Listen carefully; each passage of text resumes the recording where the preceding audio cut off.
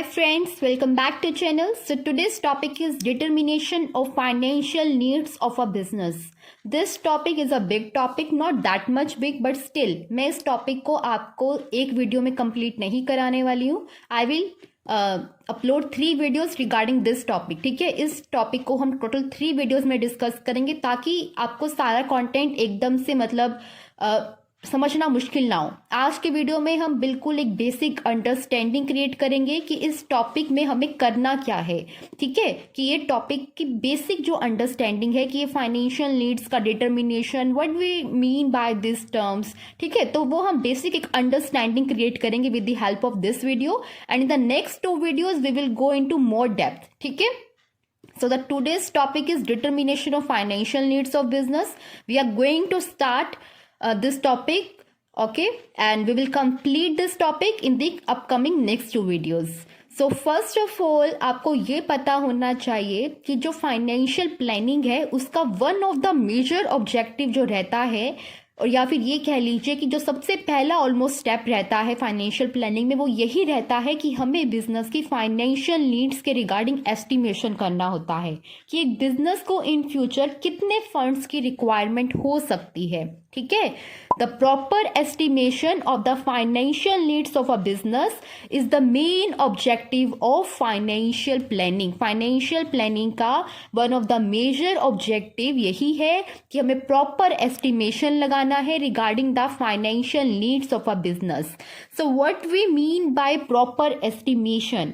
Proper estimation का मतलब है ना तो शॉर्टेज और ना ही excess of the requirement. That means कि जितने फंड्स आपको रिक्वायर हैं ऑलमोस्ट आप उसके अप्रॉक्सीमेट ही कुछ एस्टिमेशन लगाओ, ताकि वो ना तो फंड्स जितने हमें रिक्वायर्ड है उससे कम फंड्स का हम एस्टिमेशन लगाएं और ना ही उनसे ज़्यादा फंड्स का एस्टिमेशन लगाएं. ठीक है, सपोज कीजिए आपको इन बिजनेस अगर 10 लाख की रिक्वायरमेंट है तो आप 10 लाख के आसपास का ही एस्टिमेशन लगाने में सक्सेसफुल होने चाहिए. ना तो ये नहीं कि आपने बहुत ज़्यादा 20 लाख का एस्टिमेशन लगा लिया है या फिर आप 5 लाख का एस्टिमेशन लगाकर बैठे हो, तो वो दोनों चीज़ें नहीं होनी चाहिए. ठीक है, 10 लाख का आपको अगर इन फ्यूचर ज़रूरत रहेगी तो आपका जो अभी से एस्टिमेशन है रिगार्डिंग द फ्यूचर नीड वो 10 लाख के आसपास ही होना चाहिए. ठीक है, सो ना तो शॉर्टेज ना तो एक्सेस. तो एक्सेस और शॉर्टेज दोनों ही बिजनेस के लिए बेनिफिशियल नहीं रहते हैं, बिजनेस के लिए एक अच्छी बात नहीं है. क्योंकि अगर बिजनेस में फंड्स की शॉर्टेज हो गई, सपोज कीजिए आपने एस्टिमेशन लगाया कि in future we require in business only ₹10 lakh, this much is enough for the business. But in actual scenario जब जिस पीरियड के लिए हमने एस्टिमेशन लगाया था, जब वो पीरियड एक्चुअल में आया तो हमें पता चला कि बिजनेस में जो फंड्स की एक्चुअल रिक्वायरमेंट है वो 10 लाख नहीं है, वो 15 लाख है. और 5 लाख का difference is a huge difference जिसको आपको एकदम से कवर करना मुश्किल होगा. ठीक है, तो अगर आपके जो एस्टिमेशन है वो कम है, आपने एस्टिमेशन लगाया 10 लाख का, बिजनेस में एक्चुअल 15 लाख रिक्वायर्ड है, तो आपका 5 लाख से शॉर्टेज है, जो एस्टिमेशन है वो क्या है, कमी है उस एस्टिमेशन में 5 लाख की. तो उससे क्या डिसएडवांटेज होगी एक बिजनेस को. Shortage of funds will make it difficult for the business to meet its day to day expenses and pay the liabilities on time. Suppose कीजिए अगर आपके बिजनेस में फंड्स जितने चाहिए थे उतने नहीं है, तो क्या होगा, जब आपके जो डे टू डे एक्सपेंसेस होंगे, आपको रॉ मटेरियल चाहिए बिजनेस में प्रोडक्शन के लिए, या आपको अपनी लेबर को पे करना है, या आपको अपनी करंट लाइबिलिटीज मीटअप करनी है, तो वो सब आप कैसे करोगे, how you will do that. ठीक है, तो वो जो शॉर्टेज है फंड्स की वो बहुत ही बिजनेस के लिए हार्मफुल हो सकती है, बिजनेस के गुडविल को बहुत ही बैडली इम्पैक्ट कर सकती है. ठीक है, तो बिजनेस का जो एस्टिमेशन है regarding the future needs of a business वो इस 10 लाख के आसपास ही होना चाहिए था. वो 10,50,000 हो जाता, 11 लाख हो जाता ज़्यादा से ज़्यादा, बट इतना huge difference is not tolerable. ठीक है। नेक्स्ट हमारे पास है कि अगर सपोज कीजिए बिजनेस ने 10 लाख की रिक्वायरमेंट थी और बिजनेस ने जो एस्टिमेशन लगाया, हमने एस्टिमेशन लगाया कि 10 लाख की ज़रूरत है इन द फ्यूचर, और जबकि एक्चुअल में हमें ज़रूरत 10 लाख की नहीं, सिर्फ 5 लाख की थी। कितने की थी? सिर्फ और सिर्फ 5 लाख रुपीस की हमें ज़रूरत थी इन दी बिजनेस, और जबकि हम कितना पैसा लेकर बैठे हुए हैं अपने पास? 10 लाख रुपए। ये एक्सेस है हमारी रिक्वायरमेंट से। हमारी रिक्वायरमेंट 10 लाख की थी और 5 लाख रुपया, सॉरी, हमने एस्टिमेशन लगाया 10 लाख का कि we will require 10 lakh rupees in future, but in actual this is the estimation। ठीक है, ये एस्टिमेटेड अमाउंट है फाइनेंशियल प्लानिंग में जो आपने एस्टिमेट लगाया है, and this amounts are the actual figures कि जो बिजनेस को एक्चुअल में जरूरत पड़ी। In the case of shortage scenario we have discuss कि कंपनी को 10 लाख का एस्टिमेशन लगाया और एक्चुअल में 15 लाख चाहिए थे, तो 5 लाख का शॉर्टेज हो गया, तो उसका हार्मफुल इम्पैक्ट हमने पढ़ लिया। और अब अगला सिनेरियो है कि बिजनेस ने एस्टिमेशन लगाया 10 लाख का और एक्चुअल में बिजनेस को सिर्फ 5 लाख की ही जरूरत थी, तो मतलब 5 लाख रुपए बिजनेस के पास एक्स्ट्रा पड़े हुए हैं जिनका बिजनेस में कोई यूज नहीं है।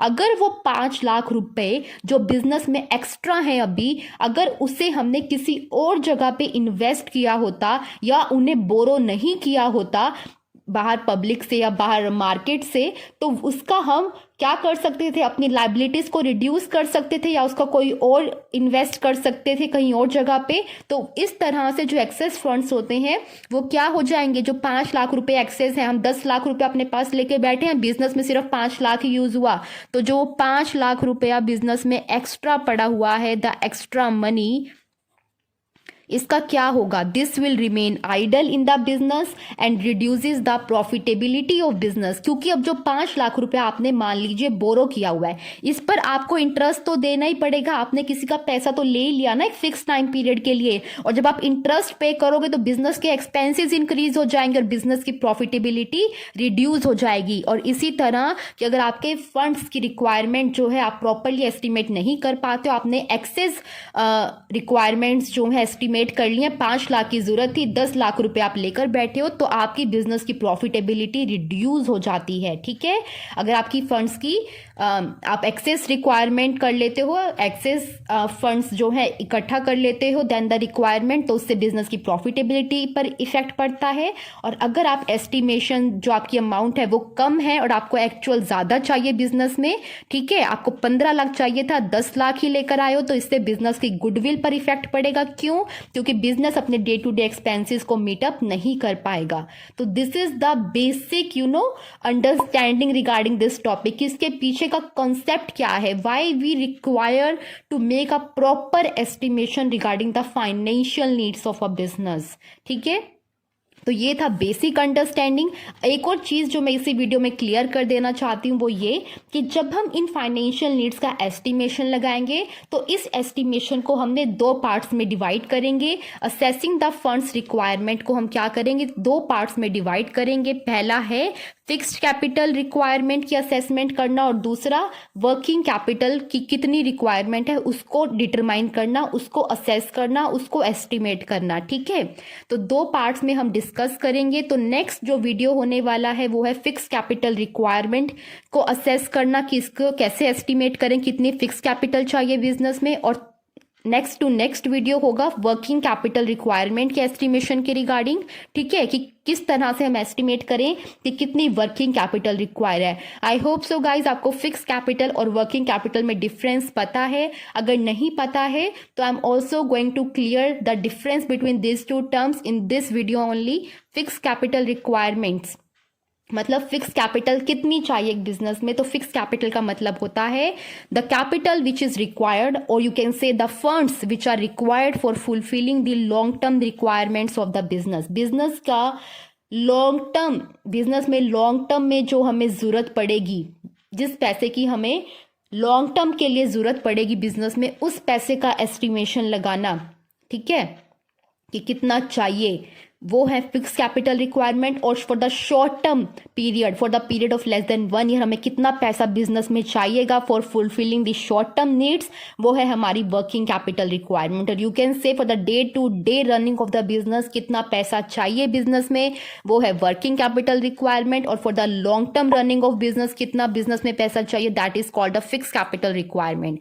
यहाँ पर आप एग्जाम्पल ले सकते हो like the purchase of land and building, the purchase of machinery के लिए आपको कितना पैसा चाहिए, ठीक है।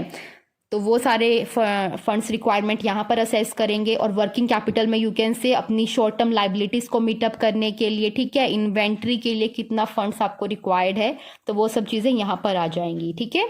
तो ये दो चीज़ें जो हैं हमें डिसाइड करनी पड़ेंगी, असेस करनी पड़ेंगी, ठीक है। एस्टिमेशन लगाना पड़ेगा इन दो कैपिटल के रिगार्डिंग, तभी हम ये एस्टिमेट कर पाएंगे कि टोटल कैपिटल जो है, टोटल कितनी फाइनेंशियल रिक्वायरमेंट है एक बिजनेस में, ठीक है। So in this video we have discussed about the basic terms and have created a basic understanding. In the next video we will discuss the fixed capital requirement, how to assess the fixed capital requirement. In the next video we will discuss how to assess the working capital requirements of a business.